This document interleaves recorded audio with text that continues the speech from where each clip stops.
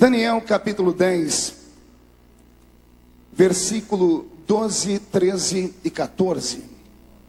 Está escrito assim: E então me disse: Não temas, Daniel, porque desde o primeiro dia em que aplicastes o teu coração a compreender e a humilhar-te perante o seu Deus, são ouvidas as tuas palavras. Mas o príncipe do reino da Pérsia se pôs defronte de mim por 21 dias, e eis que Miguel, um dos primeiros príncipes, veio para ajudar-me, e eu fiquei ali com os reis da Pérsia. Agora vim para fazer-te entender o que há de acontecer ao teu povo nos últimos dias, porque a visão é ainda para muitos dias. Amém? Feche a Bíblia, coloque no banco, na cadeira. Pegue na mão da pessoa mais bonita do seu lado. Ficou difícil? Se não tiver ninguém bonito aí, é só olhar ali para o pastor Wilson, né? Que dá modelo de beleza, né? Aperte a mão da pessoa com carinho até ela falar aleluia. Pentecostal que não faz barulho está com defeito de fabricação, não é? Vamos orar? Pai, nós te exaltamos e te glorificamos nesta linda manhã aqui em Juiz de Fora. Eu oro nesse momento para que os céus sejam nossos parceiros aqui nesta manhã. Que todas as coisas faladas e ouvidas dentro deste santuário possam gerar vida e vida em abundância. Cerca esta igreja com a sua glória, Senhor. E onde houver qualquer tipo de ingerência espiritual estranha, que o Senhor repreenda em nome de Jesus. Que o Senhor envie anjos do céu para a terra nesta manhã. Que estes anjos possam trazer brasas de fogo tiradas do seu altar. Que este fogo seja esparramado sobre nossa igreja, sobre o nosso altar. E onde houver alguém cheio do Espírito Santo, toma a vida dele ou dela nesta manhã, Senhor. Senhor, porque eu profetizo que aqueles que vieram tristes e angustiados vão sair daqui sorrindo e saltando.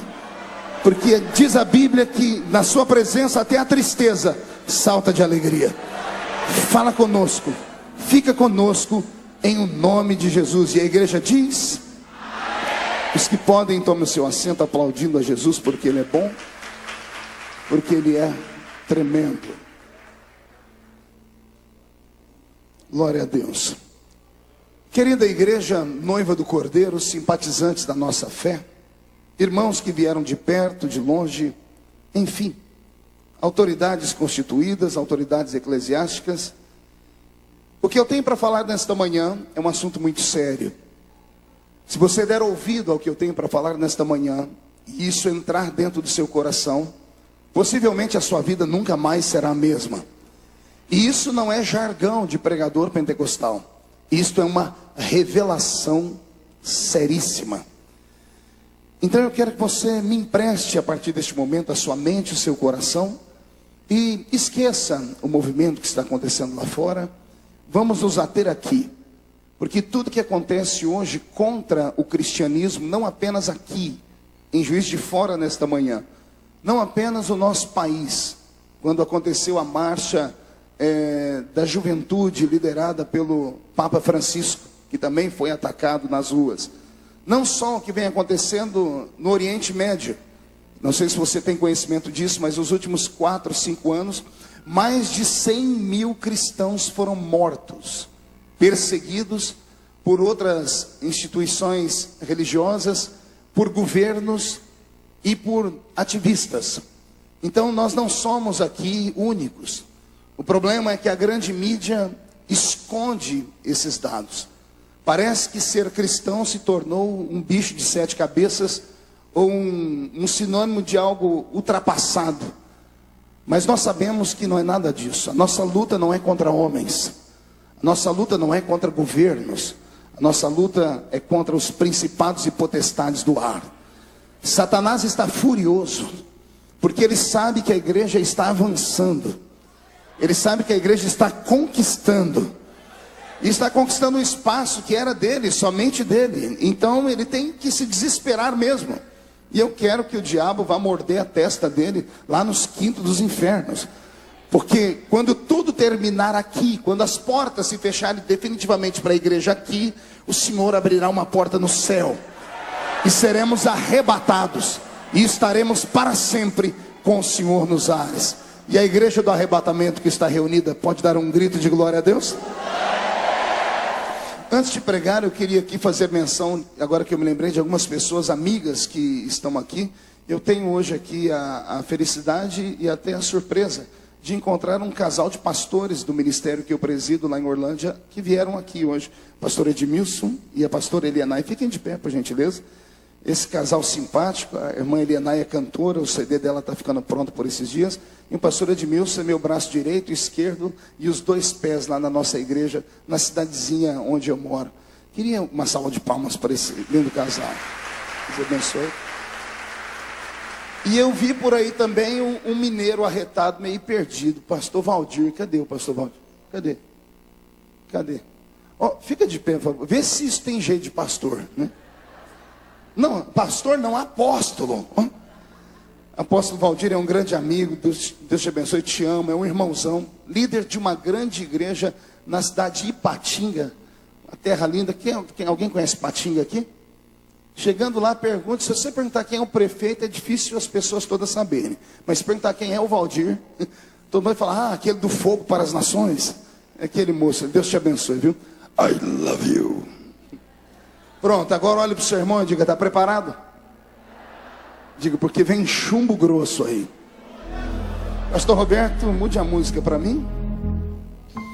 Abrir a Bíblia no livro do profeta Daniel é um reflexo sobre a curiosidade metafísica e espiritual que existe dentro dos homens.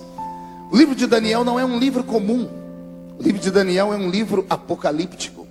Deveria se chamar Apocalipse do Velho Testamento, porque a palavra Apocalipse significa revelação. E o livro de Daniel é uma revelação profunda de Deus para os homens.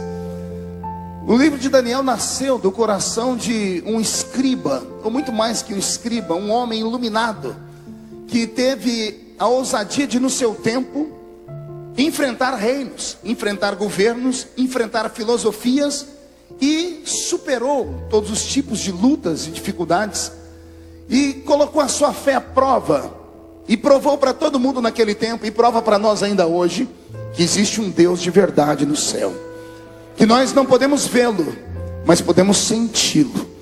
E eu não sei se você já sentiu, ele está aqui nesta manhã. A história de Daniel começa num tempo onde Deus teve o cálice da sua ira esgotado, ou melhor, o cálice da ira derramou-se. Deus havia avisado por centenas de anos aquele povo que ele havia colocado na terra, que manava leite e mel, que mais cedo ou mais tarde a ira dele se concluiria sobre eles, porque eles não o temiam o suficiente. Desde que Israel saíra do Egito, trouxeram com eles os seus postes ídolos.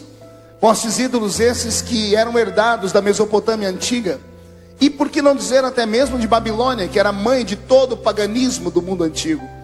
A adoração a Baal, a Astarote, a Zera, Marduk e os pseudos deuses da Mesopotâmia antiga se tornaram uma prática comum mesmo entre os hebreus, que não tinham uma fé firme. Ao saírem do Egito, depois que deixaram de depender de Deus para comer o maná, depois que deixaram de depender de Deus para não serem queimados pelo sol causticante do deserto, ou morrerem congelados pelo frio da noite na península do Sinai, agora que eles entram numa terra viva, poderosa, rica, eles deixam Deus de lado.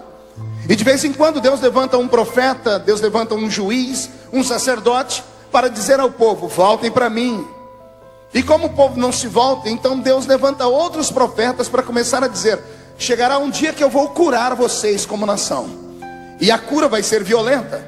Era como se Deus estivesse dizendo assim, para dor de cabeça se toma uma cibalena, mas para um câncer é preciso um tratamento mais pesado, uma quimioterapia, uma radioterapia. Era como Deus estivesse dizendo assim, eu suporto a ranzinzice de vocês, até a intransigência de vocês, mas não suporto a traição de vocês. Porque uma coisa é vocês não cumprirem os meus mandamentos, não matar, não roubar. Outra coisa é vocês terem outro Deus diante de mim. porque não há outro Deus além de mim. Mas como Israel não conseguiu entender isso, estavam cheios de sincretismos religiosos de tantos anos passeando pela terra, Deus não teve outra opção. Deus abriu então, que é chamado por nós teólogos e pela Bíblia, de cativeiro babilônico. Repita comigo, o cativeiro babilônico. O cativeiro babilônico foi o laboratório central onde Deus usou Israel como cobaia para curá-los como nação, não digo como pessoas, mas como nação, de toda sorte de idolatria. Depois do cativeiro babilônico, Israel nunca mais se curvou diante de outro Deus. Pastor, mas isso acontecia as tribos, algumas tribos acabavam levantando os seus ídolos, mas quando Deus os arrebatou para dentro do cativeiro babilônico, e eles passaram 70 anos sem ouvir Deus, sem sentir Deus, sem sequer poder cantar um hino sobre Deus, quando o coração deles se curvou diante do Senhor em humilhação, Deus curou Israel. Quando Israel retorna daquele cativeiro, de lá para cá, até os dias de hoje, Israel continua sendo um povo monoteísta, ou seja, para eles só existe um Deus, o grande Criador dos céus e da terra. Então isso curou Israel. Quem entendeu até aqui, diga eu entendi. Pois bem, é no meio deste cativeiro, na primeira leva, porque foram duas levas arrastadas de Jerusalém para a Babilônia, foram duas levas de escravos, porque Babilônia precisava de mão de obra gratuita, e a mão de obra gratuita vinha através dos escravos. Israel é levado em dois grupos, e no primeiro grupo se levam os meninos levam os jovens, levam os meninos mais sábios, os meninos com saúde, e eles fazem questão de fazer um apanhado entre o povo dos meninos que vinham da aristocracia judaica. Ou seja, eles buscavam meninos que tinham sangue azul nas veias, porque esses meninos que tinham sangue azul em suas veias eram meninos que tinham sabedoria, porque eram versados nas letras, tinham saúde, eram bem alimentados e tinham uma educação fina, porque o moral judaico já era reconhecido em todo aquele universo. Imagine vocês então que no meio desta leva de cativos, e a primeira leva foi 1 milhão de cativos. Quantos cativos eu disse? No meio desse 1 milhão de cativos se destacam 4 meninos, 4 garotos. Nós os conhecemos, na verdade a maioria da igreja conhece alguns deles só por apelidos, mas o nome deles eu vou dizer aqui agora. O nome desses 4 meninos eram Daniel, Ananias, Misael e Azarias. Esses últimos 3 receberam apelidos babilônicos, e até hoje a igreja tem o péssimo costume de só falar deles nos seus nomes de apelidos, que eram Sadraque e Abidnego. São 3 nomes de adoração a pseudos deuses. Então eu prefiro chamar esses 3 meninos pelo nome que louva o seu Deus: Ananias, Misael e Azarias. Até Daniel recebeu um apelido, mas Daniel parece que não aceitou muito bem esse apelido e não pegou. O apelido dele babilônico era Beltesazar, ou seja, aquele que adora ao Deus Bel.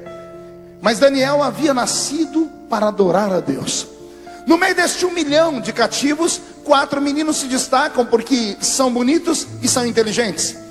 O olheiro do rei, que está agora entre os cativos, entre os escravos, descobre esses 4 garotos e os coloca em destaque junto com outros garotos que vieram de outros povos.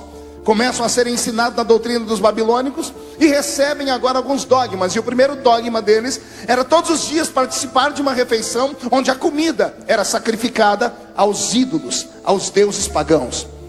É Daniel que recebe agora uma coragem inumana, porque só um menino que não é normal para fazer isso, se revolta contra o rei, se revolta contra todos e levanta a voz, conquistando o seu direito, dizendo assim: eu não quero comer esta comida. E aí o olheiro do rei diz para ele: se você não comer, você vai adoecer, e se você adoecer, é a minha cabeça quem vai rolar. Mas a argumentação de Daniel é tão forte que ele consegue mais 3 adeptos. Ananias, Misael e Azarias se reúnem com ele, e ele faz então uma proposta ao olheiro do rei, e diz ao olheiro do rei: faça um teste conosco por um período de dias. Se dentro de tantos dias você voltar aqui, nós estivermos fracos, feios e debilitados, então comeremos a comida do rei. Como esse homem havia se afeiçoado por esses meninos, ele aceitou o desafio. Passaram-se os dias. Quando esse homem, o olheiro do rei, chega entre os cativos, ele encontra esses 4 garotos, Daniel, Ananias, Misael e Azarias, com a pele corada, com um corpo estabelecido, com a saúde acima da média, com a capacidade mental e intelectual acima da média. E então ele questiona: como é que vocês, nesses diz que só comeram legumes e beberam água, enquanto os outros comeram carne, proteínas. Como é que vocês 4 estão mais bonitos do que os outros? E é Daniel quem vai se levantar e dizer: porque a nossa alimentação verdadeira não é o que vem da terra, é o que vem do céu. Neste mesmo momento, e aqui digo eu, não diz a Bíblia, creio eu, que mesmo Deus estando irado com a nação judaica, mesmo tendo sido Deus o causador do cativeiro babilônico, mesmo sendo Deus que ordenou que Babilônia fosse lá e destruísse Jerusalém para curá-la, mesmo Deus determinando um período de 70 anos de cativeiro, Deus olha para aquele menino em especial, para Daniel, e vê a atitude, e vê a coragem dele, vê a sobriedade e a determinação, e Deus percebe que aquele garoto não era normal. Como Deus viu que aquele garoto não era normal, e mesmo estando cativo, veja só, Daniel tinha 1 milhão de motivos para deixar de acreditar em Deus. Ele está preso, a família dele foi assassinada, ele agora está no meio de um povo que matou todo o seu povo, incluindo seus sacerdotes. Ele poderia, como todos os demais jovens, dizer assim: Deus não existe, é uma fábula, é uma historinha de carochinha. Mas havia dentro dele uma determinação de servir a Deus, mesmo que fosse no meio da tempestade. Alguém conseguiu ganhar a alma desse menino para Deus e impregnar dentro dele o ensinamento de que com luta ou sem luta, Deus continuava real. E isto fez com que Daniel tivesse uma fé anormal. Quando Deus observou que dentro do cativeiro tinha um presidiário que acreditava nele, Deus não se fez de rogado. Deus abriu o céu, colocou a mão em cima de Daniel e ungiu uma parte do corpo de Daniel, que é o meu sonho nesta manhã, para esta grande multidão que aqui está. O que eu vou falar agora é interessantíssimo. Deus não ungiu os olhos de Daniel, Deus não ungiu os ouvidos, nem os lábios, Deus não ungiu os pés, nem os braços. Por que os pés, pastor? Deus ungiu os pés de Elias, e Elias corria mais que os carros de Acabe. Deus não ungiu os braços de Daniel como ungiu os braços de Sansão, capaz de arrancar um portão da cidade de Gaza. Deus não ungiu os olhos de Daniel para que ele tivesse visões além do alcance, como tinha Ezequiel. Deus também não ungiu os seus ouvidos para ele ouvir fábulas ou palavras eternas, e nem os seus lábios para ser um grande pregador. Não. Deus ungiu a mente de Daniel. Deus ungiu o cérebro de Daniel. Deus fez despertar os neurônios de Daniel. E daqui a pouco você vai começar a entender onde eu quero chegar. Quando Deus ungiu a mente de Daniel, ele se tornou um gênio. Ele se tornou um garoto prodígio. E a história de Daniel, com a sua sabedoria, é tão conhecida, que se você ler no capítulo 26 até o 28 de Ezequiel, você vai ver Deus falando de Lúcifer. E Lúcifer não o rei de Tiro, mas Lúcifer, um anjo caído. Deus vai falar que a sabedoria de Lúcifer, ou a sabedoria de Daniel, ela quase equivale à sabedoria de Lúcifer. Deus estava dizendo, no potentado de sabedoria se destacam Salomão, Daniel e Lúcifer. Imagine, 3 criaturas feitas por Deus, e eles tinham uma sabedoria além do normal. Então o que Deus deu a Daniel não é normal. Quem concorda comigo? Que nesta manhã Deus possa ter misericórdia de nós, e que a mão de Deus encontre entre nós aqui um Daniel. Que Deus encontre aqui alguém revoltado com este tipo de vida. Que alguém encontre aqui, que Deus encontre aqui alguém que, mesmo olhando para o mundo aparentemente perdido, e sendo apenas uma voz, não tenha medo de glorificar o nome dele, ainda que seja no meio de pancadarias. Porque se Deus encontrar aqui no nosso meio um homem, uma mulher que tenha a fé de Daniel, de encarar os reis, Deus transformará esta pessoa e colocará ela em destaque no meio da sociedade. Eu estou profetizando agora. Deus dará a esse homem, a essa mulher, uma sabedoria tão poderosa, que possivelmente nós ouviremos falar muito dessas pessoas depois. Você pode estar sentado ao lado dela neste exato momento. Não sei se é um homem, se é uma mulher, se é um homem casado, se é um jovem solteiro, se é uma criança. Eu sei que se Deus encontrar você e pegar você pela mão, o mundo será pequeno para você. Deus vai ungir a sua mente e vai te dar sabedoria. E quem crê nisso, por favor, pega esta palavra e coloque dentro do seu coração. Pastor, que mensagem é esta? É uma mensagem que Jesus me deu por esses dias. Escuta-me. Analisando a vida de Daniel, eu percebi que Daniel era diferente de todos os homens do seu tempo. E existe um porquê para isso. Pergunte para mim por quê. Só fala se todo mundo perguntar. Todos os seres humanos foram feitos por Deus. E todos os seres humanos, com raríssimas exceções, por causa de anomalias, raríssimas digo, todos os seres humanos receberam de Deus 5 dons. 5 dons que a ciência moderna reconhece. A própria ciência chama de sentidos sensoriais. E são esses dons: o tato, olfato, paladar, visão e audição. Todos os seres humanos receberam de Deus esses 5 talentos. Através desses 5 sentidos, chamados sentidos sensoriais, nós percebemos o mundo ao nosso redor. Através dos nossos olhos nós podemos ver as cores e as formas. Através do nosso olfato podemos sentir os cheiros. Através do nosso paladar sentimos o gosto. Através do nosso tato sentimos as coisas que estão ao nosso lado. A visão traz para nós a realidade daquilo que podemos pensar. E por aí afora, com esses 5 sentidos, o mundo material se torna real para nós. Quem concorda, diga amém. A ciência chama isso de sentidos sensoriais. Só que lendo a vida de Daniel e a vida de outros profetas, eu descobri que todos esses homens e mulheres ousados, e por isso usados por Deus, deixaram a esfera de ser normais, porque eles tinham algo a mais. Se todo ser humano normal tem 5 sentidos, repito, com raríssimas exceções por causa de anomalias, se todo ser humano criado por Deus tem 5 sentidos, eu prego nesta manhã para um único grupo que é capaz de descobrir dentro de si um 6º sentido. Me subiu um arrepio na coluna aqui. Pastor, que conversa é essa, pastor? É conversa de maluco. Porque Deus não consegue mais lidar com gente normal. E eu já perdi a paciência para conversar com um crente normal. Porque os crentes normais querem uma explicação plausível para tudo. Os crentes normais querem algo que possa ser parecido com a física, com a química, com a matemática, que possa ser reproduzido dentro de laboratório. E eu não consigo mais lidar com crentes normais, porque os crentes normais se entregam às paixões, se entregam até à política, se entregam à filosofia desse mundo humanista perdido. Para eles tudo é relativo. Eu não quero mais conversar com um crente normal. Por favor, se houver alguém aqui me ouvindo e quer me convidar para a sua igreja, faça um censo primeiro. Só me leve se tiver meia dúzia de gente maluca lá dentro. Porque se me der meia dúzia de crentes malucos e eu plantar dentro deles esse sonho de que eles podem se levantar de maneira poderosa e que Deus pode dar a eles um dom sobrenatural, o mundo será pequeno para nós. E nós vamos transformar o Brasil no país do avivamento, e o Brasil será encarregado de avivar o resto desse mundo. E se tem alguém que concorda comigo, não grita não, solta um berro de glória a Deus.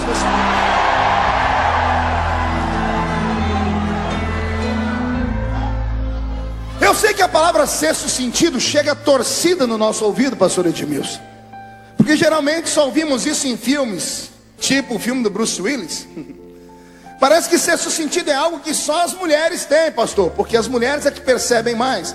De fato, mulher é uma criatura extremamente poderosa, né? Aliás, o que seria da nossa vida sem elas, né? Eu estava domingo agora nos Estados Unidos, uma conferência internacional.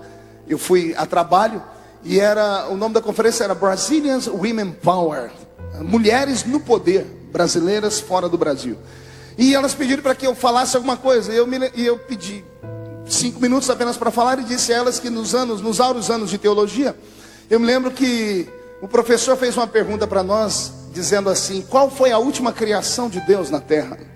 E sem pestanejar, os bons alunos se levantaram e disseram: a mulher, pastor. E de fato, Deus fez a mulher por último. Aí veio a pergunta mais capciosa do universo. O pastor disse assim: e por que é que Deus fez a mulher por último? Aí imagino que saiu, né? Um infeliz levantou e disse: pastor, Deus fez a mulher por último para a mulher não dar palpite na criação.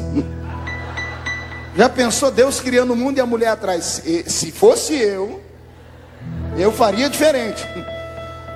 Mas eu achei um absurdo que faltava mulheres na sala de teologia. E como eu fui criado por uma mulher que é uma guerreira, que é a minha mãe, Eu levantei e disse: professor, eu tenho uma outra teoria. Ele disse: qual é a sua? Eu disse: a minha teoria é que Deus é um grande artista. E todo grande artista, antes de fazer uma obra-prima, primeiro ele faz um rascunho. E ele disse: o que você quer dizer? Eu disse que nós homens somos apenas um rascunho. A obra-prima Deus fez nessas maravilhosas mulheres. Então, mas mesmo as senhoras sendo tão maravilhosas, esse sexto sentido que falo não é aquele que dizem que você tem.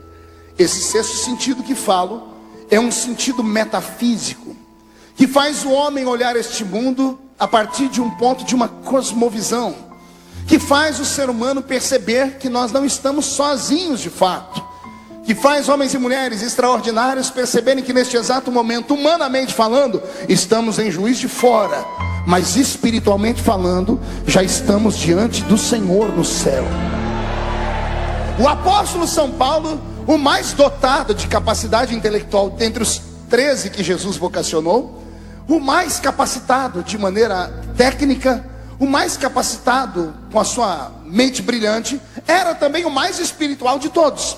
Foi ele que disse: quando vocês se ajuntam, uns têm salmos, outros têm cânticos espirituais e outros têm hinos.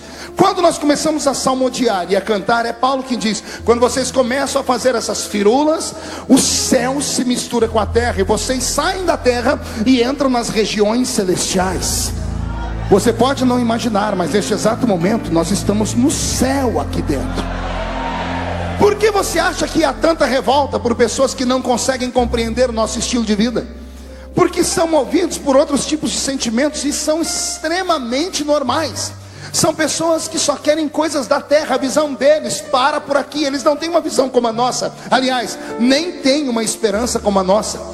Por isso somos uma pedra no sapato de qualquer tipo de movimento e qualquer tipo de filosofia. E daqui a pouco eu vou começar a falar sobre isso aqui, e que Deus tenha piedade de mim amanhã.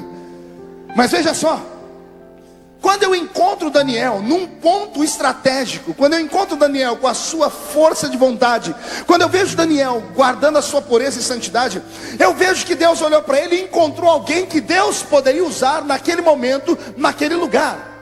Essa história de que nós só podemos brilhar na luz está errado. Ser crente aqui dentro é muito fácil. Ser crente dentro da igreja é muito fácil. Dar glórias a Deus aqui é muito fácil. Sustentar a Bíblia debaixo do braço aqui dentro é muito fácil. E ser luz na luz não há mérito nenhum. Eu quero ver ser luz é lá fora. Você não entendeu? Vou repetir. Eu quero ver você ser luz é lá no shopping. Quando você chegar com a sua família e na mesa, na praça de alimentação com 1 milhão de pessoas, antes de pegar o McDonald's e dar uma mordida lá no número 1 ou no cheddar, não sei o que você come, você fala para os seus filhinhos: já orou?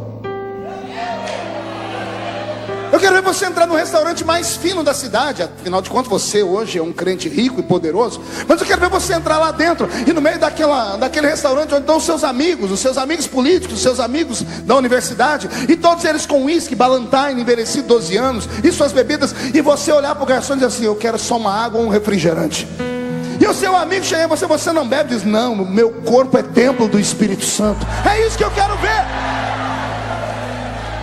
Eu quero ver você, garoto e garota, na sala de aula, quando a pancadaria desceu nesses meses, e o assunto era Feliciano, e 40 alunos falando que eu sou retrocesso, que eu sou homofóbico, que eu sou racista, e você cresceu me ouvindo pregar a palavra. Seu pai já chorou ouvindo minhas mensagens, e você também. Quero ver você lá dentro ficar de pé e dizer assim: ele me representa. É isso que eu quero ver. Porque a dificuldade que nós temos é de sermos luz no meio das trevas. Quando Deus me levou para a vida política, e eu repito sem medo nenhum, Deus me levou para a vida política, eu nunca fui normal. Desde criança, né? Eu já nasci meio com a pá virada, né? Quando Jesus me vocacionou para um santo ministério, eu entrei dentro das nossas igrejas, comecei a pregar e comecei a questionar. Diga para o seu irmão: questione. Não, levante um dedo de profeta para cima, bate na cuca deles e diga: use o seu cérebro. Sabe o que falta na nossa vida, senhoras e senhores? Sabe o que falta nas nossas igrejas? Não são pregadores. Porque hoje pregadores são fabricados rapidamente, porque a mídia social dá subsídio de mensagens, e basta ter a cabeça um pouco aberta e ser um bom papagaio de pirata para decorar uma mensagem e colocar ela para frente. Ser cantor também basta ter o time de voz afinadinho. Mas não é isso que falta no nosso meio. Não faltam pregadores ou cantores, faltam no nosso meio pensadores. Faltam no nosso meio homens da tarimba, de Martinho Lutero, de John Wesley, de Calvino. De homens que olharam o seu tempo, enxergaram o futuro e perceberam que se não fizesse algo pelo seu tempo, não haveria futuro. Faltam no nosso meio protestantes. E eu vou falar agora com seriedade. Falta na nossa fé cristã brasileira protestantes. Levante a mão direita de novo. Faz um carinho nas costas do seu irmão e diga: vai apanhar só um pouquinho. Você ouviu os gritos ali fora hoje? Você, ao entrar aqui dentro, encontrou um grupo de meninos e meninas ali, mais alguns mascarados. A polícia contou num total de 56. Não é muita ousadia deles virem aqui numa igreja com 2.000 crentes. Não é muita ousadia deles, pelo que eles representam, pelo que eles fazem, pelo estilo de vida deles, ir para a rua e não ter medo de bater no peito e falar que é. Enquanto existem alguns que morrem de vergonha. Onde é que você acha que eles aprenderam isso? Os primeiros protestantes fomos nós. Quando matavam os nossos filhos, os nossos antepassados nas masmorras, quando nossos crentes eram servidos como carne de terceira para leões, quando nas inquisições queimaram os nossos irmãos em praça pública, como na noite de São Bartolomeu, quem foi para a rua e começou a protestar fomos nós. E se você não sabe, aprenda agora. Todo o Ocidente foi movido pelo movimento protestante. É do movimento protestante que nasce a democracia. É o movimento protestante que vai contra a oratória do rei, que vai contra o governo monárquico, para que todo ser humano tenha liberdade, porque foi isso que Jesus ensinou. Fomos nós os pais de tudo isso. E depois da democracia, fomos nós que conseguimos instituir também, através dos nossos irmãos que há algum tempo atrás, 100, 200 anos atrás, acreditavam ainda em Deus, o Estado laico. Porque o Estado laico é o Estado que dá a proteção de liberdade de culto, a qualquer culto que seja, porque isso é liberdade. Deus não obriga ninguém a nada. Deus não coloca um cabresto na pessoa e diz: ou você vai ou você vai. Só algumas igrejas malucas que alguns dizem que Deus fala que se você não fizer, Deus vai te matar. Esse não é o meu Deus, com todo respeito. O meu Deus não manda recado de morte, Ele manda recado de vida. Vida e vida em abundância. Tudo isso que nós vemos acontecer no mundo nasceu conosco. Só que uma vez que o Estado se tornou laico e as religiões tiveram a proteção do Estado para fazer os seus cultos, perdemos a nossa habilidade de compreender o mundo espiritual. Nos envolvemos com o mundo capitalista. Passamos a ter dinheiro, passamos a ter condições de comprar roupa, de irmos a um shopping. Começamos a ter do bom e do melhor. E quando tudo está bem, parece que tudo começa a ficar mal. Começamos a ir para a igreja agora não por necessidade divina, mas vamos como se estivéssemos entrando dentro de uma reunião do Lions Club. Nossas igrejas estão se transformando em clubes sociais. E a situação é tão grave que em algumas cidades grandes como essa, por exemplo, deve ter no meio da praça pública um menu, onde você escolhe a igreja que você quer ir, porque o cardápio é o mais distinto possível. Não, vem aqui hoje porque a minha igreja está trazendo Fernandinho. Não, a minha está trazendo não sei mais quem. Não, na minha igreja, esses dias eu passei em São Paulo, na capital do meu estado, e na porta tinha uma placa gigantesca dizendo assim: aqui nós damos 10% de desconto no dízimo, congregue aqui. E eu não estou brincando. A situação é tão grave hoje, no momento que nós estamos vivendo, que se nós não pararmos para ver o que está acontecendo de fato, não haverá amanhã. Nossos crentes não têm profundidade em Deus. Nossos crentes são rasos. Qualquer vento os derruba. Não estão firmados na rocha. Basta alguém vir e apresentar um Cristo com um pouquinho mais de luz, ele sai daqui e vai para lá. E se lá alguém chegar e apresentar um Cristo com um pouquinho mais de luz, ele sai dali e vai para outra. E quando a pessoa não encontra mais uma igreja do jeito que ela quer, ela vai e abre uma para ela. Se não houver uma mudança agora, se Deus nos der inteligência agora, não haverá amanhã.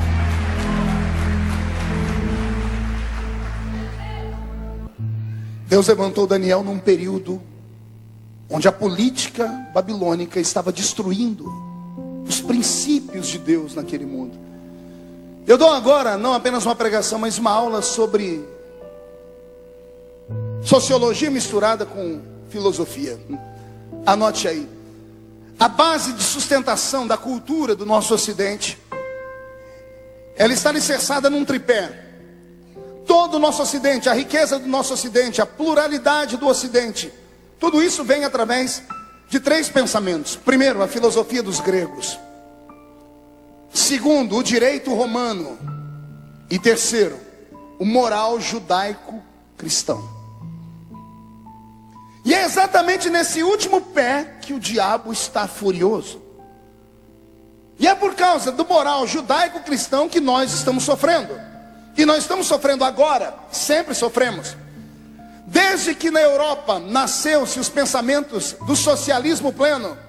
E daí vem os nazismos, daí vem o leninismo, o stalinismo, e daí vem o darwinismo, somado a todo tipo de filosofia de esquerda no mundo. Todos os homens que lutaram pelas esquerdas, ou seja, a base do socialismo é a igualdade para todos. O proletariado tem que se equiparar aos grandes magistrados e aos grandes fazendeiros e aos grandes donos de fábrica. Tudo tem que ser comum. Daí vem o comunismo. Repita comigo, o comunismo. Eu não sei esses crentes mais jovens, mas há crentes de 30 anos atrás como eu se lembram do que o comunismo fazia com crentes. Se voltarmos um pouquinho na história, você vai se lembrar do que Hitler fez com os judeus. E um estudo mais apurado, nós vamos descobrir exatamente que tudo que acontece nesse nosso mundo não é obra do acaso. O que acontece hoje com os países da América Latina é algo pensado, é um plano, é um projeto de governo pensado há dezenas de anos atrás, chamado de marxismo cultural. Não estou falando do marxismo clássico, que é a lei onde os homens lutam pelos seus direitos. Não, estou falando do marxismo cultural. Alguns homens, alguns pensadores alemães que pegaram a filosofia de Karl Marx e viram que o comunismo fracassou, e viram que o comunismo não trouxe aquilo que eles queriam, eles reavaliaram todo o processo e descobriram por que fracassaram. Ao descobrirem por que fracassaram, começaram então a implantar o seu novo pensamento. São chamados de engenheiros sociais. São homens e mulheres pagos por governos com a mente brilhante para tentar encontrar um método de conquista de poder de mundo. E o que eu falo agora é para deixar você arrepiado. O marxismo cultural encontrou a única barreira capaz de deixá-los sem implantar o seu governo, sem dominar uma nação inteira. A barreira se chama religião. Qual é o nome da barreira? Religião. Pergunte por quê. A base do socialismo é que todo mundo tem que ter tudo igual. E nós sabemos que isso é uma utopia. Ninguém nunca vai ser igual a todo mundo. Mas o pensamento deles, todo mundo tem que ter tudo igual. Mas isso é impossível. Então a base do socialismo está na miséria. Veja o que acontece no nosso país. Por que esse governo que está aí, já está aí há tanto tempo e vai permanecer mais, se não houver uma mudança agora? Porque lá nos rincões mais pobres do nosso país, eles criaram 1 bilhão de bolsas. Bolsa Família, Bolsa Cegonha, e vai aí enumerando, e você vai ver. O governo cria uma centena de milhares de pessoas que ficam dependendo dele para tudo. Ah, pastor, mas o senhor não é a favor de acabar com a miséria? Sou a favor de acabar com a miséria, mas não sou a favor de matar simplesmente a fome de quem está com fome. Não basta dar um peixe a quem está com fome. Um governo sério daria à pessoa, além do peixe para ela se sustentar agora, daria uma vara de pescar e mostraria um rio para ele aprender a pescar o peixe dele. O que nós temos no nosso país é uma gama de miseráveis que são sustentados pelo governo. E vocês vão ver o que vai acontecer dentro de 20 anos com essas pessoas que hoje são sustentadas pelo governo. Se viciam, acabam ficando viciados em viver, sugando do governo, e se tornam esses aqueles que dão a eleição. Agora o governo sabe que no meio dessa casta de pobreza existe um grupo pobre que não suga o governo.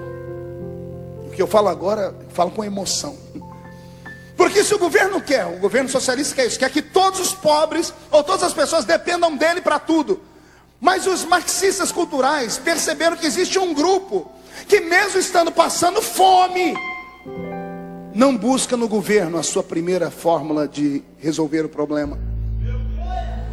descobriram que existe um grupo no meio do povo que, quando estão com problema, ao invés de bater na prefeitura, ao invés de ir no campo social, ao invés de ir nos FACs ou nas entidades filantrópicas, eles vão para dentro de uma igrejinha caindo aos pedaços.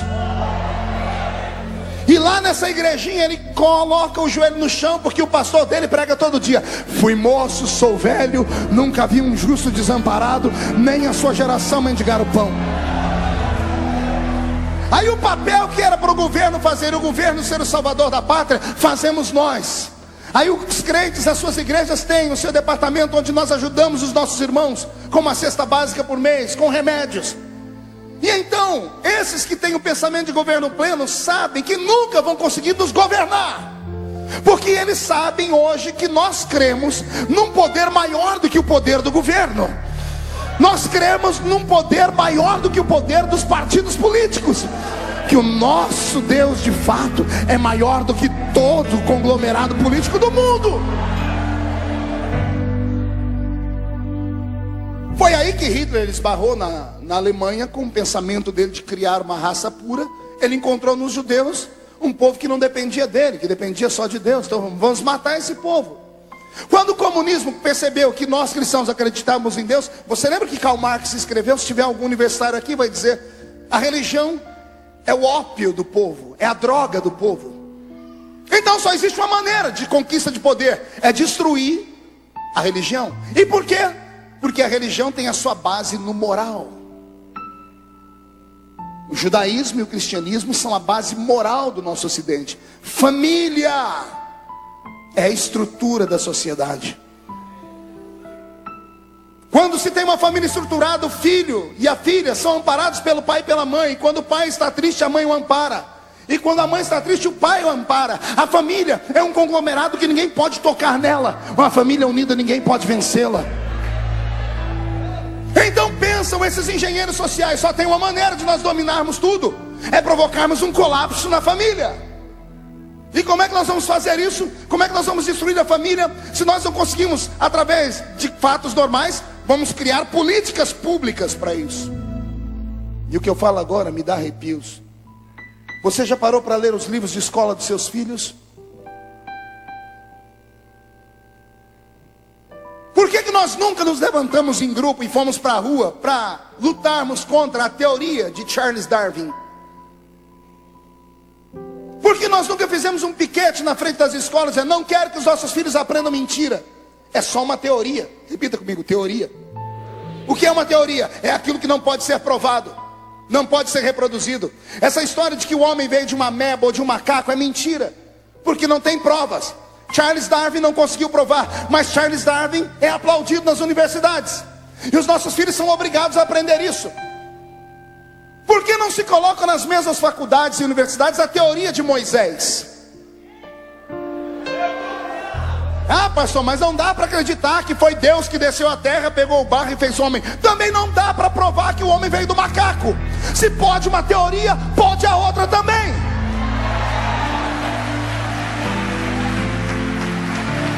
Sim ou não?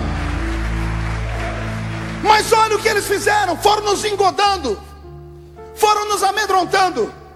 Eu sou crente há 30 anos e falo agora com angústia, que eu me lembro que quando era jovem na igreja, 13 para 14 anos, quantas vezes eu ouvi do líder da juventude ao pastor da igreja: no meu pensamento, o jovem não tem que ir para a faculdade, porque se for vai se desviar. Depois da Revolução de 64, os meninos que pararam para estudar com a mente revolucionária se tornaram os universitários e os professores. Nossas universidades brasileiras, claro que toda regra tem exceção, são tomadas por pensadores de esquerda. São tomados por pensamentos progressistas. E o que eles chamam de progressista é tudo que vai contra a nossa filosofia de fé e moral. Olha a força que esses meninos do movimento gay têm. Olha a força que eles têm. Se tivéssemos só nós com esse congresso, com 2.000 pessoas aqui, a Rede Globo não teria vindo aqui, porque para eles nós não somos nada. Mas bastou chegar 3 gays ali fora, vem a imprensa inteira. Você está percebendo ou não? Isso não é normal. Isso é um projeto de governo. Isso é um projeto de tomar posse de um país inteiro. E uma nação com 88% de cristãos, entre católicos ortodoxos, anglicanos, evangélicos, pentecostais, tradicionais, neopentecostais, etc. e tal. 88%. Nós andamos a reboque desse povo. Ninguém nos respeita. Ninguém nos respeita. A televisão entra dentro da nossa casa todos os dias, através da Rede Globo. E para quem não sabe, eu falo aqui, o maior patrocinador da Rede Globo é o governo, através das suas emendas gigantescas de propaganda política. E nós sabemos disso, isso é contado todos os dias, mas ninguém está nem aí para isso. E aí de segunda a segunda entram novelas, entram programas. Alguém assistiu ontem pela manhã a Fátima Bernardes? Fátima Bernardes ontem pela manhã ela discutiu o seguinte assunto: diversidade sexual na primeira infância. Alguém sabe o que é a primeira infância? É de 0 a 6 anos. Eu denunciei isso em Brasília, na Comissão de Direitos Humanos do ano passado. Eu entrei dentro da comissão e vi grupos de pensadores, professores, teólogos, teólogos do mal, marxistas, empresários e várias pessoas desse grande movimento falando assim: se o menininho na creche tiver vontade de pegar no órgão genital do outro menininho, a professora não pode impedir. Porque criança não nasce homem, não nasce mulher, nasce gênero. Se tolhermos o direito de uma criança agora, ela vai crescer com traumas. Eles não querem só ter o direito deles irem para a rua e fazer as suas coisas escandalosas. Eles querem sodomizar os nossos filhos. Entram dentro das suas escolas, entram dentro das aulas e mostram para suas crianças o contrário daquilo que você ensina. E ninguém faz nada. Em São Paulo, esse ano, eu recebi 20 denúncias de escolas que fizeram a seguinte tarefa com as crianças. Durante a semana, professores fizeram as meninas vestir roupa de menino e os meninos de menina, para mostrar que não tem diferença nenhuma. A doutora Damares, que hoje tem dado palestra ao redor do Brasil inteiro e é ameaçada de morte por isso, tem nas mãos mais de 30 livros assinados pelo MEC. Livros de matemática. Olha que coisa, matemática, onde se ensina números. Você abre a página do livro, tem lá uma família diferente da nossa, 2 homens segurando uma criança. E embaixo, a nova estrutura familiar. O que isso tem que estar dentro do livro de matemática? Porque matemática é uma das matérias fundamentais, não pode fugir jamais do currículo.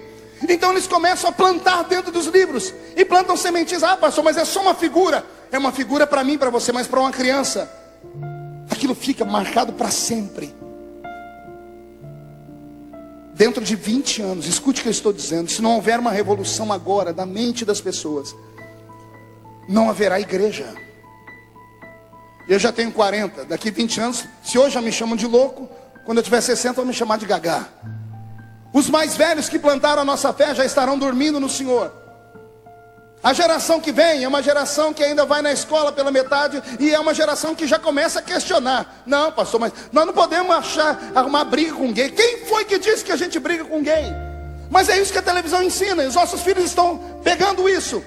A geração que vem depois deles vai passar 10, 12 horas dentro das classes, porque foi votado o projeto em Brasília de mais tempo na escola. E é bonito o projeto, não é? Qualquer pai vai bater palma. Poxa, meu filho vai de manhãzinho e só volta no final da tarde para casa. Vou ficar livre do meu filho, vou poder trabalhar, vou poder construir. O meu filho vai ter educação, vai ter esporte, vai ter saúde, alimentação. Poxa, que coisa boa. Isso é bom, não é? Cultura europeia. Só que imagina o seu filho dentro de uma escola ouvindo durante 10, 12 horas ensinamentos que ferem os nossos. E aí ao chegar em casa, você vai tentar explicar o contrário. Sabe o que ele vai dizer para você? Pô, papai, o senhor está atrasado.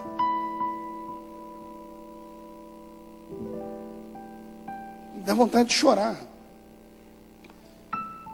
Porque os nossos filhos não têm a proteção que nós tivemos.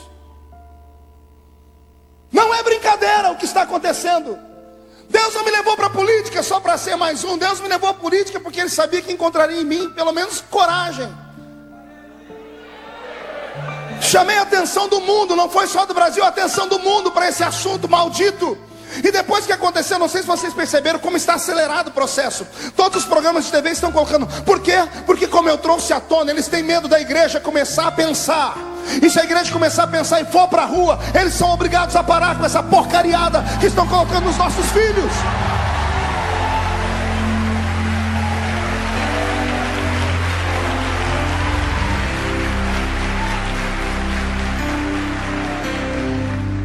O medo deles é que essa igreja desperte. O medo deles é que a igreja esqueça suas placas denominacionais, esqueça os seus dogmas de saia, de cabelo, e todos nós juntos possamos ir para a rua protestar de verdade. Eu não vi a igreja, com exceção lá de Brasília, do movimento promovido pelo pastor Silas, não vi a igreja ir para a rua. Nessas grandes manifestações que tiveram no Brasil, eu não vi um cartaz dizendo: sou contra o aborto.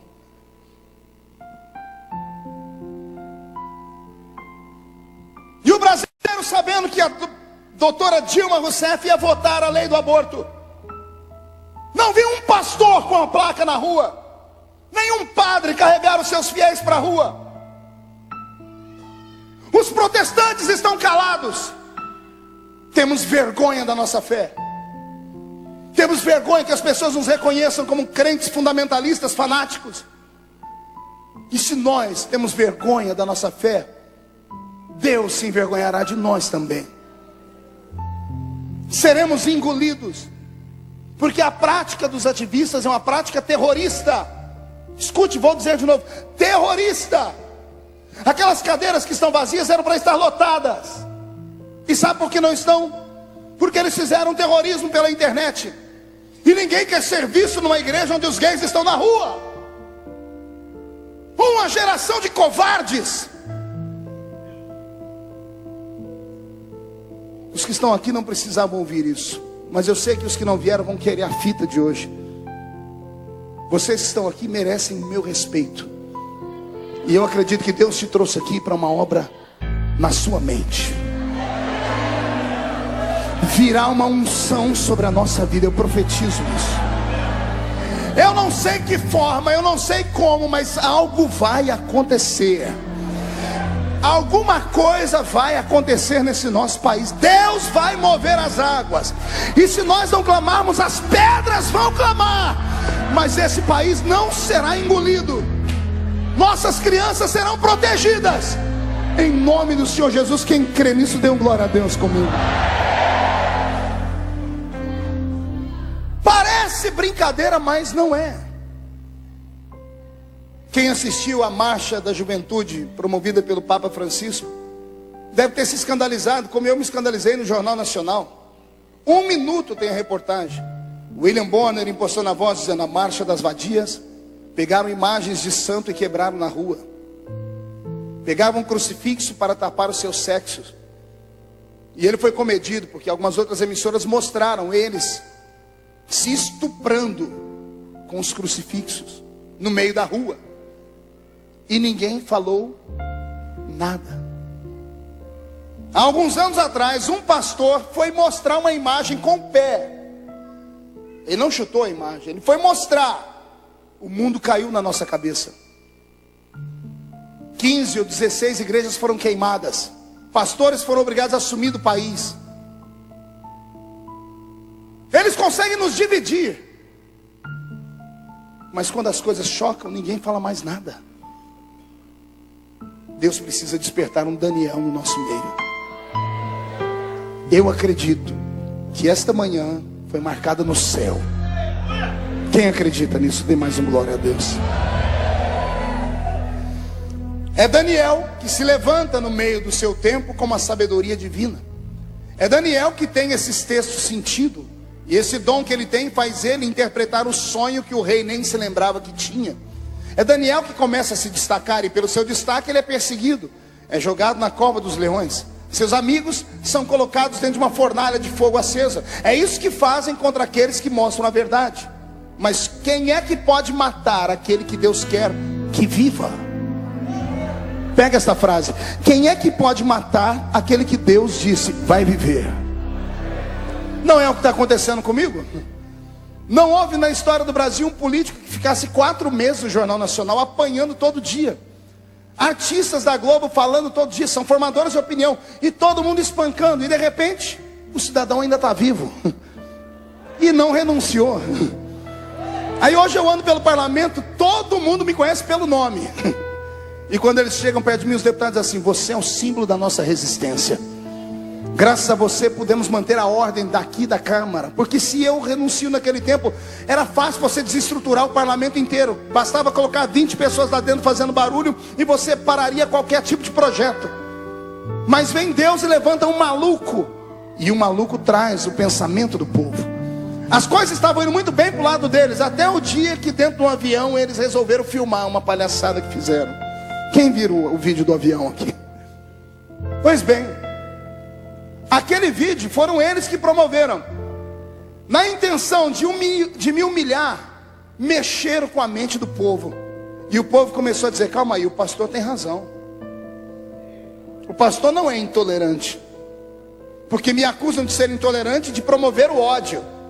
Eu estava sentado na minha poltrona e eles vieram dar tapa na minha cabeça dentro do avião. Quem é que está promovendo o ódio? Quem é que está promovendo a intolerância? Os jornalistas foram obrigados a dizer: não concordo com esse pastor, mas esse povo fez errado. De lá para cá, eles murcharam e só estão dando tiro no pé. E vão fazer mais ainda, porque Deus vai cegar o entendimento deles.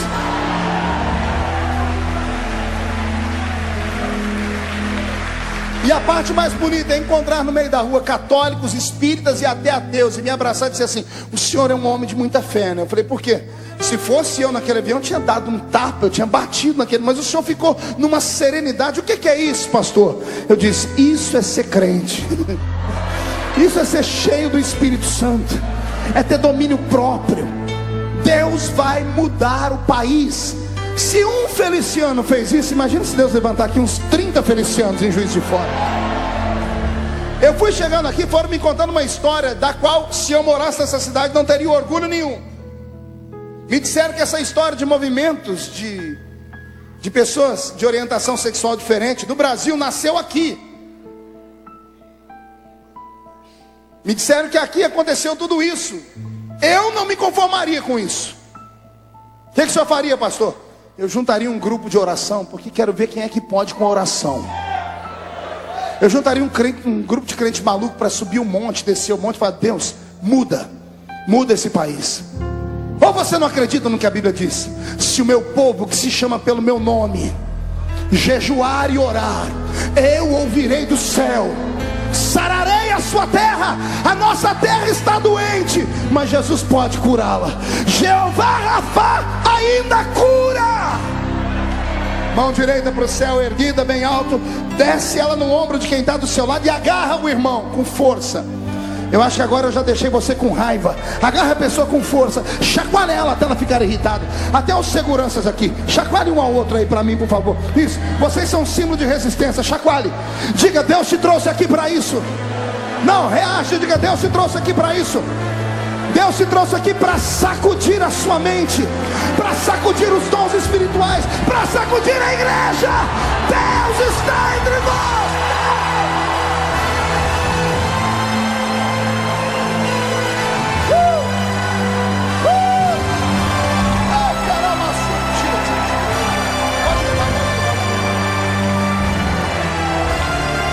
Eu vou falar agora com o peito cheio de emoção. O que esse pessoal tem medo é porque eles são mais letrados do que nós. Eles leem mais do que nós. Eles se envolvem com cultura mais do que nós. E por terem conhecimento, eles leram que o IBGE do Brasil determinou que dentro de 10 anos o Brasil será um país evangélico.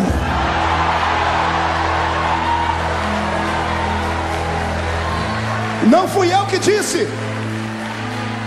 É estatística, o IBGE disse: dentro de 10 anos, a metade do Brasil será de crentes cheios do Espírito Santo. E sabe qual é o medo deles? O medo deles é que um dia eles vão ligar o rádio no meio de semana, na hora da Voz do Brasil, e vão ouvir o jornalista falar assim: com a palavra, Sua Excelência, o presidente da República Federativa do Brasil. E o presidente do Brasil vai começar o discurso dele assim: eu cumprimento os compatriotas brasileiros com a paz do Senhor Jesus.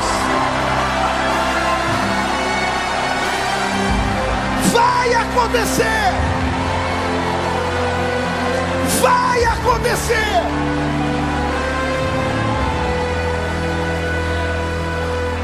Tome seu assento aí. Eu vim de muito longe. E esse culto custou muito caro. Então eu acredito que vocês vão sacrificar o almoço comigo hoje, só para ouvirmos isso. Uma mensagem como essa você talvez nunca mais ouvirá na vida. É uma mensagem esclarecedora. Precisamos nos preparar. Eu disse que precisamos o quê?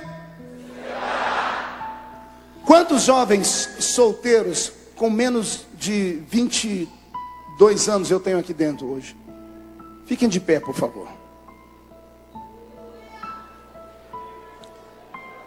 Olha o nosso exército. Agora escute. Calma, que agora eles vão ficar bravos comigo. Desses, só permaneça de pé quem ainda está estudando. Quem parou os estudos, sente.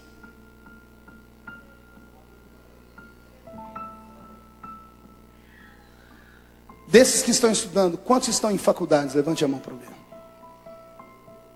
Quantos de vocês sofreram lá esses anos, esses meses? Achincalhamento, vergonha. Tome seu assento. Estou feliz, porque a média que eu tenho encontrado no Brasil, por onde eu passo e faço essa pergunta, é que 80% dos nossos jovens deixaram a faculdade. Deixaram o estudo. Nós precisamos estimular os nossos filhos a estudarem. Mas não apenas deixá-los a estudar, nós precisamos monitorar o ensinamento deles. Precisamos ver a grade curricular daquilo que eles estão aprendendo. Precisamos levantar um exército que tenha capacidade intelectual para o debate. Vou contar para vocês uma coisa. Logo que aconteceu todo aquele problema comigo, a grande mídia fazia questão de dizer que esse parlamentar era pastor, enquanto o outro parlamentar era professor universitário. Percebeu aí? A pegadinha semântica. O pastor é da plebe, não tem formatura nenhuma. O outro é universitário. Então o universitário é respeitado, o pastor é achincalhado. E aí eu comecei para os programas de TV. Quando eu fui para aqueles programas de TV, eu tinha aí uns 10, 12 convites para universidades, para debate. Depois que eles assistiram os programas de TV, cancelaram todas. Cancelaram todas por quê? Porque viram que esse pastor aqui tinha cultura.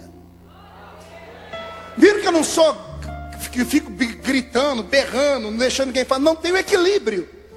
Quando olharam para aquilo, até outros jornalistas importantes que estavam na pauta para me chamar, disseram, não convida não.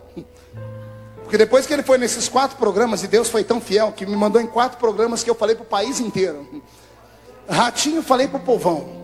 Amaury Júnior para a classe média alta. Danilo Gentili para a juventude. E o Pânico, peguei a sobrinha que faltou. Depois disso, mudou a história. Começaram a colocar o pé no freio. Porque viram que esse moço aqui tem cultura. A minha formação técnica, eu sou formado na parte de matemática e sou formado em teologia. Em teologia eu tenho 6 formaturas e um mestrado fora do país. Tenho habilidade com algumas línguas, eu escrevi livros, então eu tenho um preparo filosófico. Então quando foram para o debate, botaram o pé no freio. O nosso problema é que nós não temos pessoas preparadas. Os nossos filhos, quando vão para a universidade, se perdem lá dentro. E se perdem porque falta lastro espiritual aqui. Perguntaram para mim, como é que o senhor conseguiu permanecer firme todo esse tempo? Eu disse, uai, meus pés estão firmados numa rocha. Eu cresci numa igreja cheia de fogo. Não, vou falar de novo. Eu cresci numa igreja cheia do reteté de Jesus. Eu vi milagres. Uma pessoa que tem experiência profunda com Deus, no 6º sentido, nos dons espirituais, ela não se afasta de Cristo por nada. Se levantar 11 mil demônios contra ela, 1000 cai de um lado, 10 mil do outro, e ela permanece de pé. Vou te contar um episódio. Eu era garoto na igreja, e um belo dia o pastor anunciou domingo, terça-feira, ninguém falte, porque vai estar aqui no culto com a gente, um ex-defunto. A igreja entupiu de gente, né? E eu sentei lá na frente e falei, quero ver esse ex-defunto. Quando começou o culto, o pastor mal conseguiu cantar o primeiro hino da harpa cristã. E já falou, irmãos, vamos ouvir aqui logo o nosso convidado. Está com a palavra o nosso ex-defunto. E ele vai se apresentar. Lembram como se fosse hoje, aquele velho pegou o microfone e ele olhou para a igreja. Foi uns 2 minutos de silêncio, mas a gente tremia. Não sei se era pelo medo dele ter sido defunto, ou se pela presença de Deus na vida dele. Mas eu lembro quando aquele velho abriu a boca e disse, meu nome é João de Oliveira. Eu morri. Fui ao céu. Cheguei na porta do céu. Jesus me recebeu com um abraço. Só que não me deixou entrar. Aí ele enfiou a mão no bolso e tirou um papel amarelado e passou para o presbitério. Atestado de óbito. Assinado por 3 médicos. Tirou do outro bolso uma foto amarelada mais ainda. Um homem deitado dentro de um caixão, cheio de algodão e flores. Ele disse, esse fui eu. Aí ele começou a contar, quando eu estava com Jesus no céu, ele disse para mim, João, você é bem-vindo, mas não pode entrar. E ele disse, por quê, Jesus? Jesus disse, olha lá embaixo. Quando ele olhou para baixo, ele viu a casa dele, de barro, coberta de sapé. Um caixão velho, pobre, no meio da sala, ele deitado dentro do caixão. Num canto, a esposa dele com 14 filhos, chorando. Os crentes entrando, tentando confortar a mulher. E ele disse, o que é isso, Jesus? Jesus disse, continue olhando. Daqui a pouco abriu a porta e entrou um homem de cabelos grisalhos, olhos azuis. Foi perto da viúva, conversou com ela um pouquinho, chegou perto do caixão. Ele foi para fazer o culto fúnebre.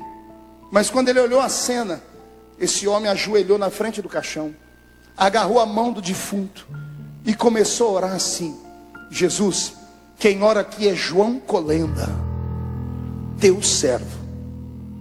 João de Oliveira não pode ficar nesse caixão. Tem 14 filhos para criar. Essas crianças vão crescer sem acreditar em ti, porque o Senhor tirou o pai delas. E alguém pode imaginar, então foi rápido o milagre. 4 horas de joelho orando. Todas as pessoas que foram para o velório começaram a dobrar o joelho e orar com ele. Se fosse hoje, os crentes mandariam chamar a polícia e prender o pastor, por causa de loucura.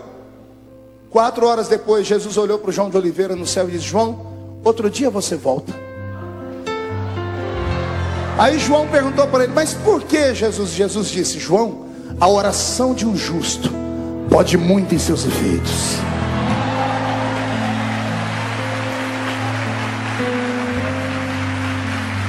Esta é a minha geração. É uma geração que viu milagres. É uma geração que se envolveu com o mundo sobrenatural. Eu não creio em Jesus só porque ouvi falar dele. Eu creio em Jesus porque eu já tive experiência com ele. Nossas igrejas estão vazias de experiência. Crescemos na música assustadoramente, uma mais bonita do que a outra, mais melodiosa que a outra, que toca o coração. Dançamos, amém por isso. Fazemos muito barulho hoje, mas só barulho de palmas. Trocamos até o glória a Deus pelas palmas. Não é errado aplaudir, está escrito na Bíblia, louvai o Senhor com palmas. Mas quando aplaudimos, parece que estamos aplaudindo só o homem. Mas quando abrimos a boca e falamos glória a Deus, o nosso louvor atravessa o teto, atravessa o espaço sideral, atravessa o céu atmosférico, atravessa o céu cósmico e entra no céu da majestade divina. Eu proponho nesta manhã aqui uma revolução na nossa mente. Eu proponho nesta manhã aqui, e gostaria muito de despertar em você uma vontade de nessa tarde, pelo menos nessa tarde, você se reunir com a sua família e falar, vamos mudar a nossa história. Vamos voltar à prática dos cultos. Pai e mãe, não entregue os seus filhos para as escolas apenas. Não entregue os seus filhos para as babás eletrônicas, da televisão, da internet, do computador, do laptop, como é que chama esse negocinho? Tablet. Não entregue o seu filho para isso. Tenha paciência. Gaste seu tempo. Veja o que seu filho está aprendendo. Pergunte para o seu filho o que ele acha de Deus. Pergunte se ele conhece Deus. Pergunte para ele se ele não está sendo assediado nas escolas. Se não tem um outro menininho se aproximando dele, ou se tem uma menininha se aproximando da sua filha. Comece agora. Detecte se ele já não está se envolvendo com drogas. Porque nós entregamos os filhos para os outros. Ensina a criança no caminho que deve andar. Quando ela crescer, não vai se desviar dele. Deus vai proteger a nossa casa. Protege a nossa casa, Senhor. Enquanto eu falo aqui, visita os nossos filhos. Visita, Senhor, os netos. Visita, Senhor. Visita até a 3ª e 4ª geração. E protege, Senhor. Protege, Senhor. Para encerrar, no capítulo 10 do livro de Daniel. Daniel, que foi um homem ousadíssimo e tinha uma sensibilidade espiritual terrível, ele percebe que vai haver uma mudança no reino, na vida política. Preste atenção. Ele percebe que vai haver uma mudança na vida política. E ele faz o que ele sempre fez. Ele dobra o joelho e diz: Senhor, eu quero saber o que está acontecendo. Só que acontece algo que nunca tinha acontecido. Toda vez que Daniel ora, a resposta vem imediata. Nesse dia a resposta não veio. Só que ele não parou de orar. Quando ele percebe que as coisas estão difíceis, porque Deus não está respondendo, Daniel usa uma arma antiguíssima que nós deixamos de usar. A Bíblia diz que Daniel propõe um jejum. Mas não é aquele jejum do começo, não. Que aquilo não foi jejum. Ele só se absteve. Ele comeu legumes para não comer da carne, porque todo animal era sacrificado a deuses. No capítulo 10 não é jejum de Daniel, como as pessoas pensam, não. É jejum mesmo. Sem comer e sem beber. Sacrificou. Porque o jejum é uma arma que mortifica a carne. A carne é apaixonada por esse mundo. Quando você começa a jejuar, você está dizendo à sua carne: eu amo esse mundo, mas amo mais o outro mundo invisível que eu não conheço. Se com os 5 sentidos naturais você sente o mundo ao seu redor, o sentido espiritual vai fazer você sentir o mundo invisível que está ao nosso derredor. Ou você não acredita nisso? Se Deus abrisse os seus olhos aqui, ia ter gente que ia morrer de infarto. Para cada crente que está aqui dentro, tem um anjo que veio acompanhá-lo nesta manhã. O anjo do Senhor acampa ao nosso redor e nos livra de todo mal. Se temos aqui 2.000 crentes, tem 2.000 anjos aqui. Pode imaginar isso? Pode imaginar isso? Daniel empreende esse jejum e ele não desiste. Ele vai para o trabalho jejuando. 21 dias depois, 3 semanas, Daniel está dentro do escritório com os empregados do rei. A Bíblia diz que houve um momento em que entrou naquele lugar, ou apareceu, a Bíblia não diz que entrou, apareceu na frente de Daniel um homem de branco. O rosto tinha cor de bronze, os olhos eram como chama de fogo. Quando Daniel olhou para ele e percebeu quem era, a Bíblia diz que Daniel caiu como morto. Os outros que estavam ali dentro com Daniel não viram aquele homem. Ei, se você está num lugar e uma pessoa desmaia do seu lado, o que você faz? Você deixa a pessoa e sai correndo? Você faz o quê? Socorre ela. Isso acontece no mundo inteiro. Mas acontece um fato estranho. Daniel cai e os outros, ao invés de socorrer ele, saem correndo. Saíram correndo por quê? Primeiro, sabiam que Daniel não era normal. Sabiam que nos últimos dias Daniel estava estranho. Falava sozinho. Porque o homem e a mulher, quando eles estão na presença de Deus, ele não importa com quem está perto, ele ora. Daniel ora, eles perceberam que Daniel não era normal. E quando eles viram Daniel cair ao chão, o corpo dele se arrepiou inteiro. Eles não sabiam o que era, mas não ficaram para ver. Deram no pé. O sacrifício de Daniel, a comunhão de Daniel, o dom que ele tinha foi tão grande que Daniel conseguiu trazer à existência o mundo invisível. Deixa eu tentar te explicar. Você já olhou no espelho? Alguém já teve a curiosidade de algum dia parar para olhar no espelho e ver que lá dentro do espelho tem um outro mundo? É engraçado, você olha, tem uma casa, tem tudo que tem daqui tem lá. Será que eu fui o único ser humano que até hoje eu tentei atravessar o espelho? Alguém já fez isso? Já colocou? Só de curiosidade. Vamos te chamar de maluco, mas não tem problema. Todo mundo tem 5 minutos de bobeira na vida. Quem já fez isso? Todo mundo já fez. Aí você viu, é impossível que tenha ali, é só reflexo daqui. Daniel estava numa comunhão tão grande com Deus, que o mundo espiritual, ele não está lá para cima como a gente pensa. Porque o que é para cima para nós, é para baixo para quem está no Japão. O mundo invisível de Deus é um mundo paralelo ao nosso.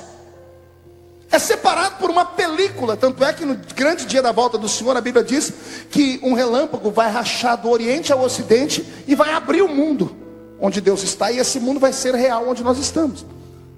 O que aconteceu foi que Daniel foi ficando tão ungido, a consagração dele foi tão profunda, ele mortificou tanto a carne dele e colocou o homem espiritual dele de pé de uma forma tão grande, que Daniel conseguiu fazer aquilo que a gente não faz nunca. Ele conseguiu enfiar a mão no espelho, agarrou o mundo invisível e trouxe para perto dele. Você não entendeu ainda, vou tentar explicar melhor.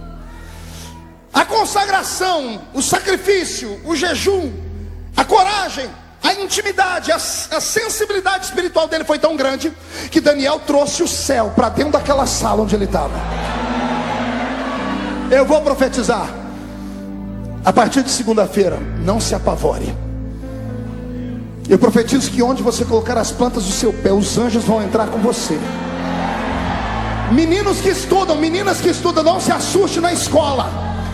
Quando aqueles que só tiram sarro em você vierem encostar a mão em você e tomar um choque, quando eles vierem falar com você e você olhar nos olhos deles, eles caírem no chão endemoniados, não se assuste. Deus vai dar uma unção para esses mineiros hoje, que você vai trazer o céu para a terra. Quem crê nisso, pega, pega, pega, pega, pega.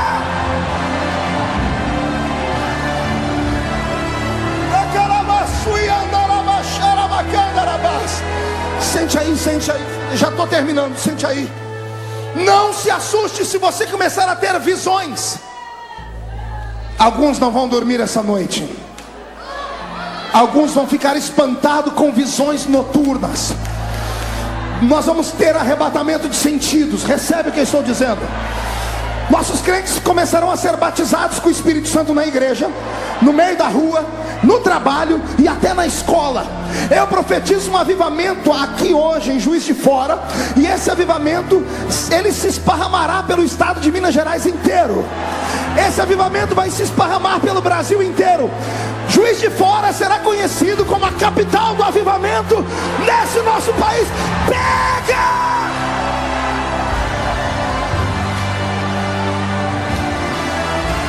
Escute, não profetizo isso da boca para fora. Se o que me contaram na entrada da cidade é verdade, se foi aqui que nasceu esse movimento que se esparramou pelo país inteiro, a minha Bíblia diz: onde abundou o pecado, superabundou a graça. Vai acontecer um avivamento nesse lugar.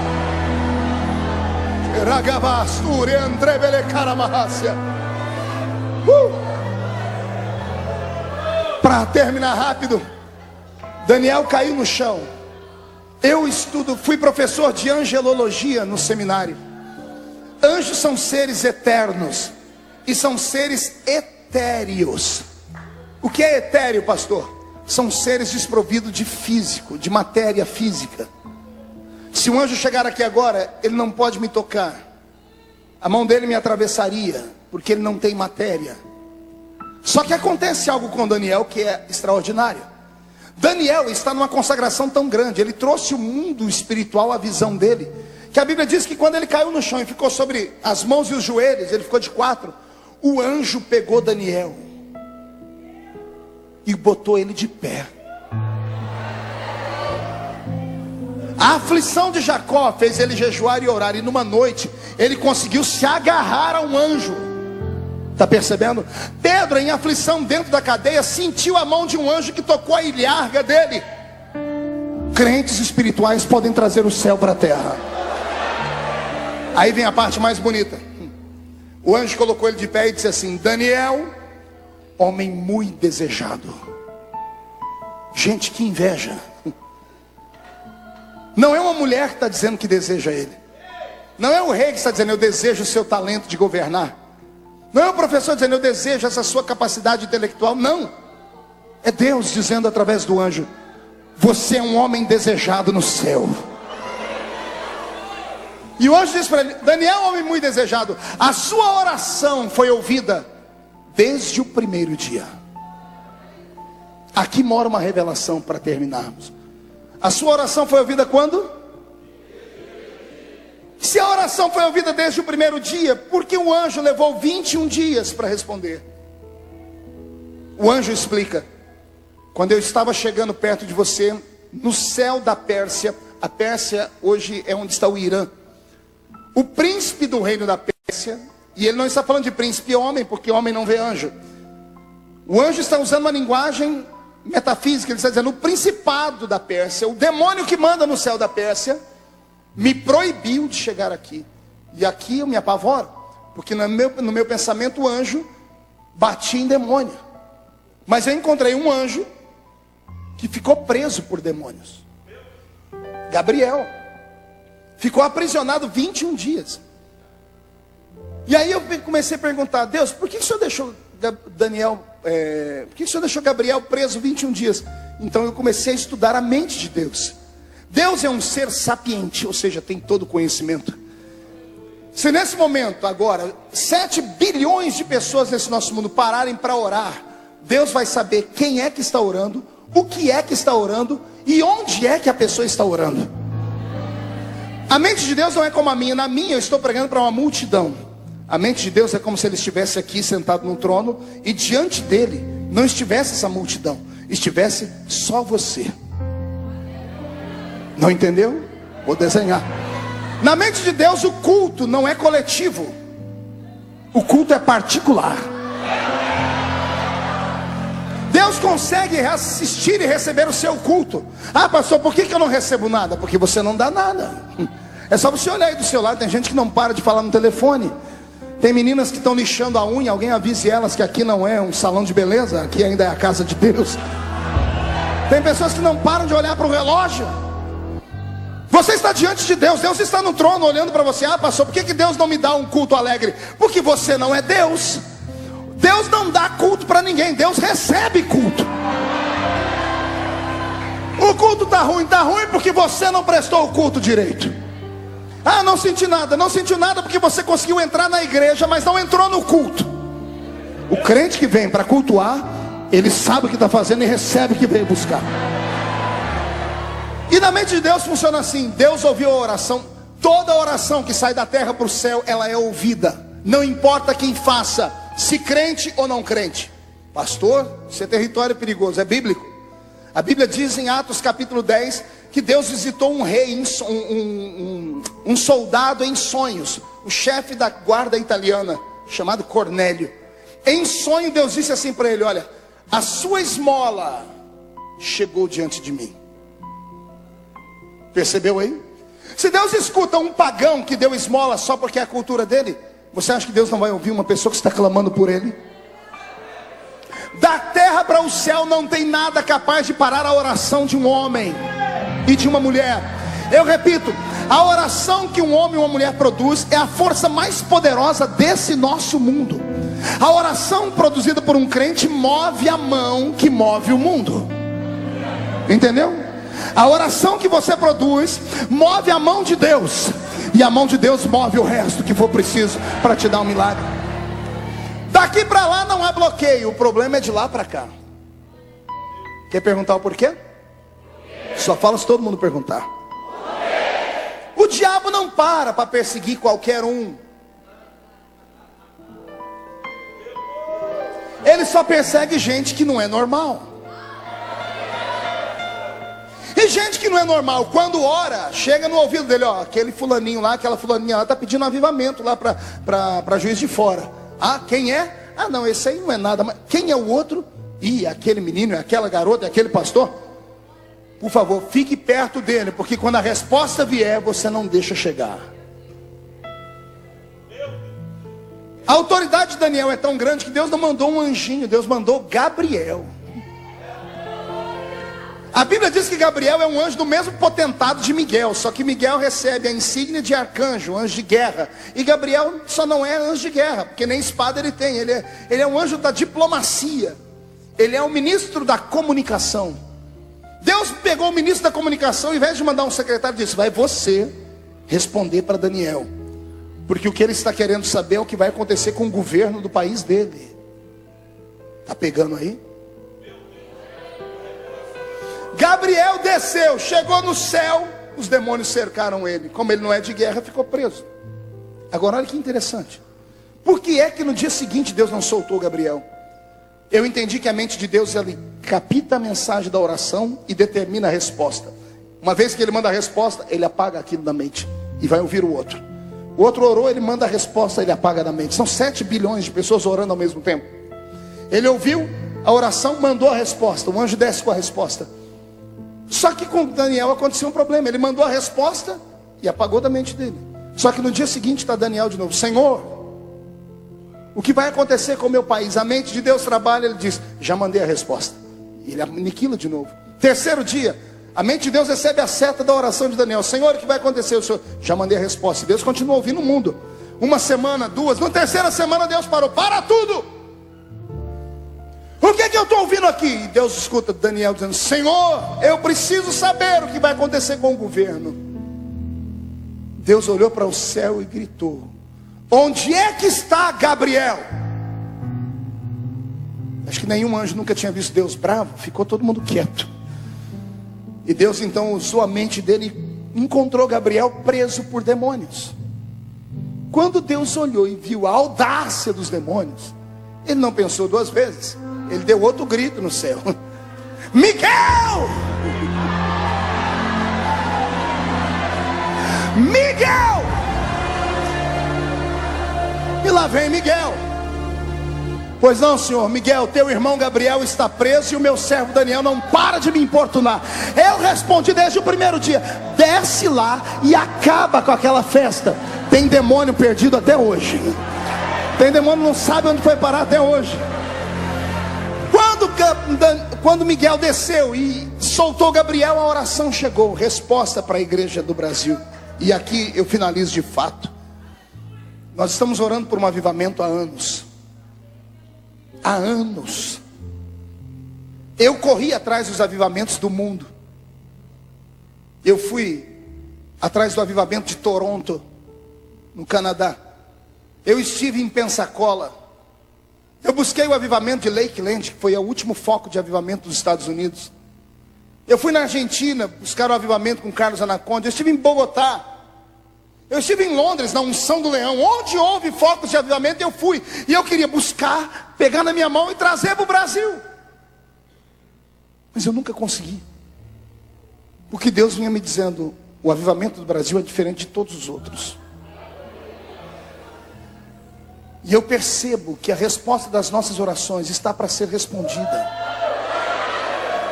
O que é que aconteceu, pastor? Acontece que os céus do Brasil estão tomados por seres malignos.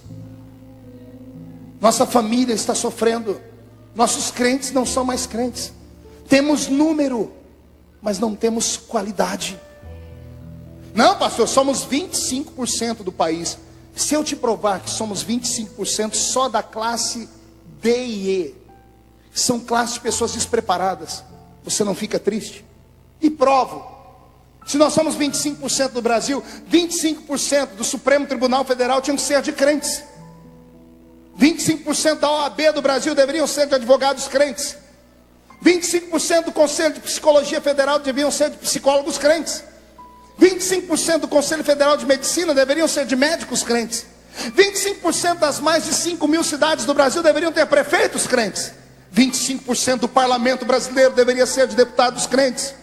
25% do Senado brasileiro deveria ser de senadores crentes. Se essa realidade fosse séria, nós teríamos só no Senado 16 senadores evangélicos. Só na Câmara dos Deputados nós teríamos uma horda de homens vigorosos e com coragem de enfrentar essas misérias que o governo tem implantado na mente dos nossos filhos. Se nós tivéssemos um país sagrado e santo, o Supremo Tribunal Federal já tinha lá pelo menos 25% dele de homens crentes, e esse mensalão já tinha sido resolvido há muito tempo. Porque a minha Bíblia diz que quando o justo governa, o povo se alegra. Provérbios 29:2. Quando o justo governa, o povo se alegra. Nós não somos 25%. Somos apenas da grande massa. Massa de manobra. Massa que é esquecida por 4 anos. Mas o ano que vem, você vai ver eles baterem na porta das igrejas. Você vai ver um monte de gente vir aqui dizer que é amigo dos crentes. Vai ver um monte de gente candidata a deputado federal e estadual vir aqui dizer, não sou amigo, vou até dar a paz ao Senhor.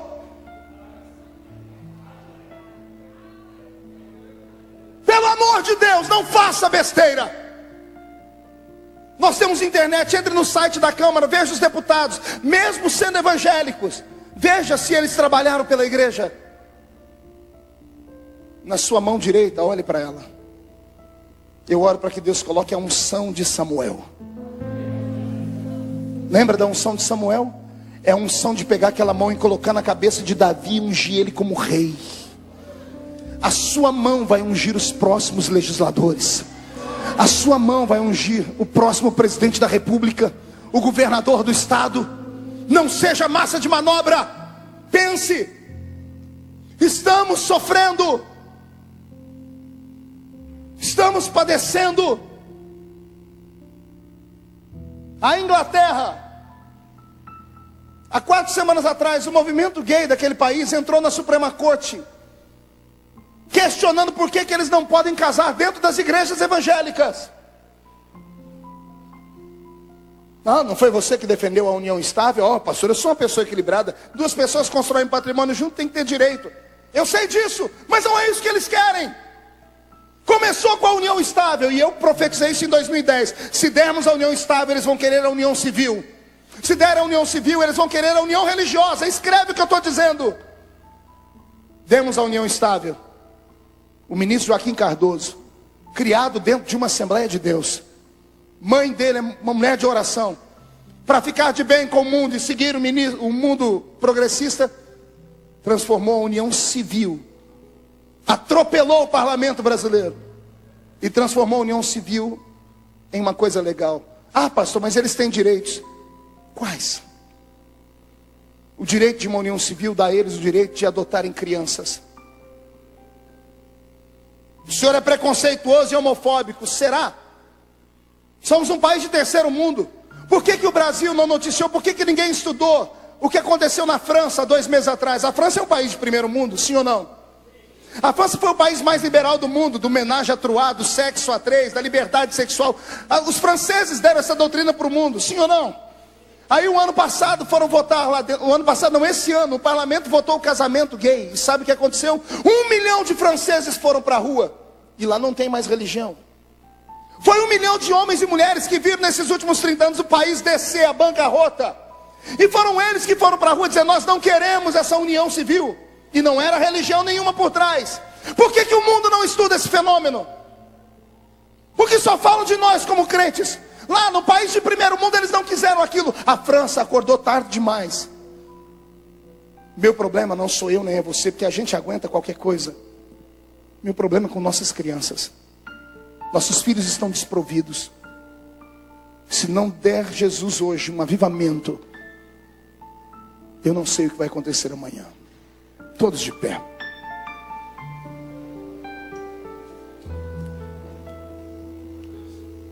Eu vou fazer um convite, com autorização do pastor Gilmar, com respeito a todos, mas eu queria orar pelos jovens universitários, pelos meninos de escola pública, pelas meninas de escola particular, por todos aqueles que querem ser luz no meio das trevas. Só meninos e meninas que querem ser sal para um mundo que está podre. Só meninos e meninas que querem ter a mente de Daniel. Tem coragem de sair daí e vir aqui perto de mim?